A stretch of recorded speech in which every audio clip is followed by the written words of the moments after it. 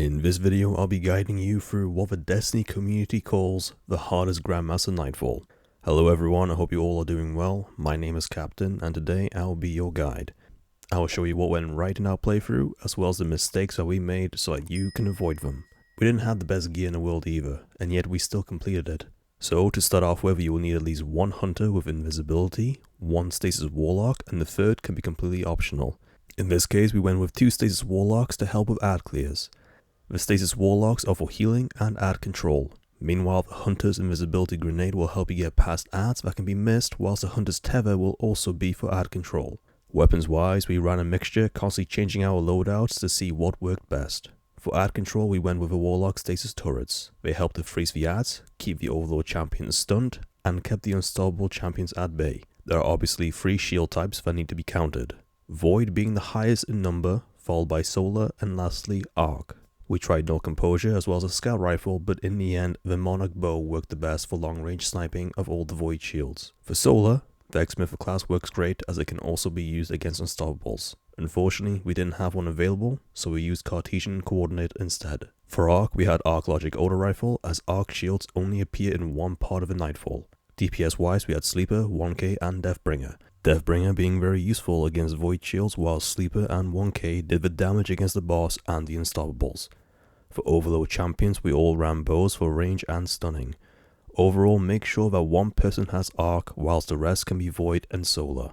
Armor and mods wise, make sure to have overload and unstoppable mods. Also have any mods that help to increase your chance of finding ammo, and that help to increase your ammo reserves. Most importantly, particle deconstruction should be run by everyone using linear or fusion rifles, as well as focusing lens for those not running stasis. If you are running stasis, then make sure to have mod resonance siphon. Each time your teammates stun an enemy, you will get stasis energy. Here I ended up throwing 5 stasis turrets in a matter of seconds. For armor, use any exotics that help with ability regen or that are centered around your particular subclass. I will leave that up to you to decide which you need more. Right, let's get to it. You have 2 options, fight your way through or go around. Right at the beginning, there'll be an overload champion with some ads. I suggest you take it out to get the extra revive. You can also have a total of 6 revives from this area. You start with 4 and there are 3 overloads here, but only 2 will count as revives. So kill the first, then travel to your right. Follow this pathway all the way to the mini boss. Take out the boss and the 1 overload champion. Make sure to not kill any of the taken acolytes, as this will spawn a wave of taken snipers and an extra overload.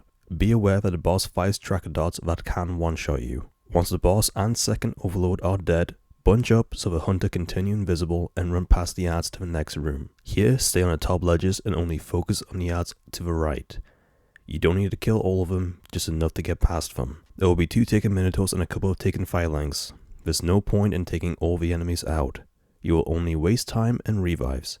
Once they are cleared out, use this pillar on the right and turn invisible again. Jump past the enemies into the next room. In this room, there'll be 2 waves of ads that you need to deal with. In each wave, scions will spawn first, followed by 3 mini bosses with shields. Before starting the encounter, collect the charges and place them on the ground. 1 pass of a charge is sufficient enough for taking the shields down. We did 2 to increase the damage and splash radius. Collect 3 and store them at the back. Do it quickly, as they will eventually despawn. As soon as you are done, activate the lift and begin to throw your grenades at the ads. Then, 2 of you pick up the orbs, whilst the 3rd keeps the ads at bay. The 3rd charge is in case you miss. Throw your charges at the bosses as soon as they spawn.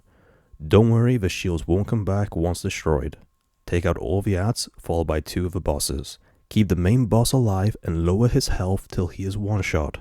1 person keeps the boss occupied whilst destroying the darts that he may send after the other 2.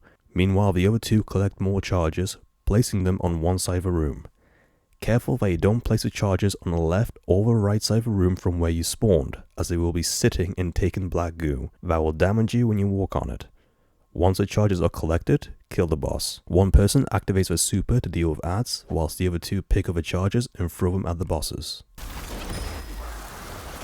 Next, there will be Arc Knights, Unstoppables and Seekers. Take your time here and keep your distance. Stasis turrets will play a key part in keeping the enemies from running away too far or getting too close. Keep to the back of a room and take out the Unstoppable, 2 Knights and ads. If the unstoppable dies first, the knights will retreat, so do not prioritize them. Once the ads are clear and the seeker is left, stay on the elevator and move to the edge of it. The seeker will open up but won't fire at you as you are too far away. In the next room, the knights will be on the left and right side of the doorway.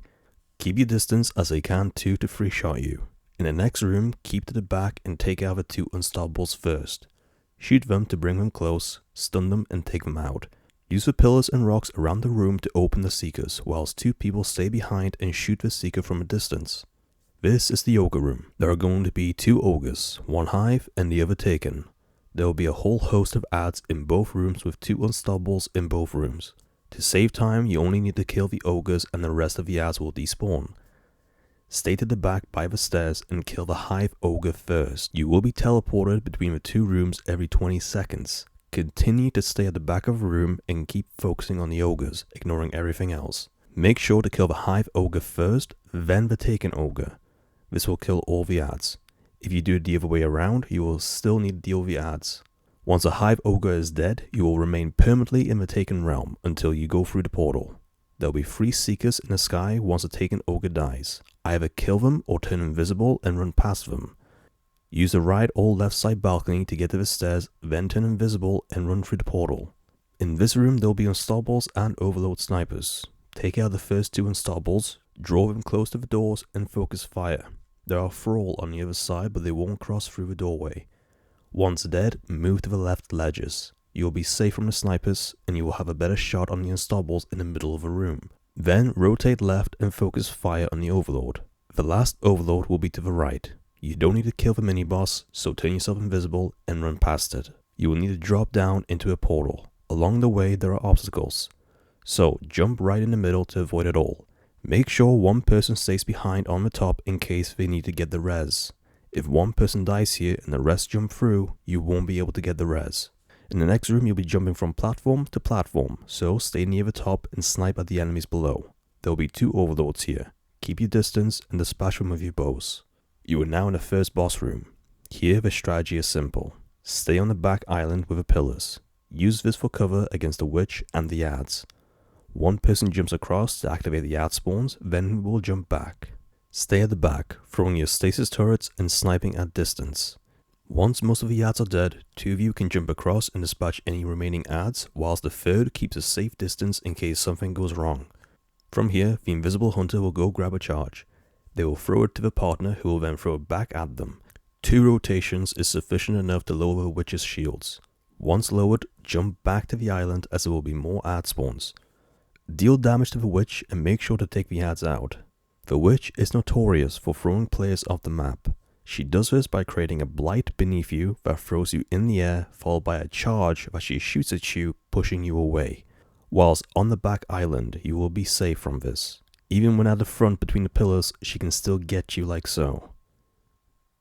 Keep doing this until she gets to half health. It might take 1 charge or 2 before you deal enough damage.